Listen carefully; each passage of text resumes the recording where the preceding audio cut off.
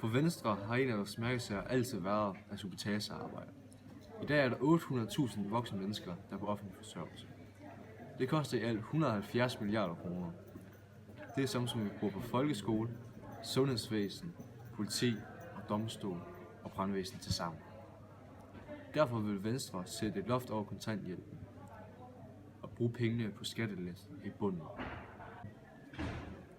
Og vi vil også bruge pengene til at hjælpe de private virksomheder, så det bliver lettere at skabe flere arbejdspladser. Vi vil også åbne Danmark op for udlændinge, som vil Danmark, og lukke Danmark af for de udlændinge, som ikke vil Danmark. Danmark skal være et tryggere sted at være, både i hjemmet og ude på gaden. Derfor vil Venstre støtte politiet med det nyeste teknologi. Sundhedsvæsenet skal gøres endnu bedre end det allerede er. Derfor skal du vælge Venstre for dit Danmark.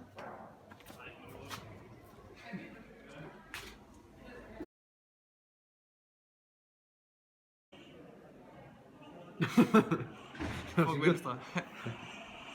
Du skal ikke gøre sådan her. Fanden.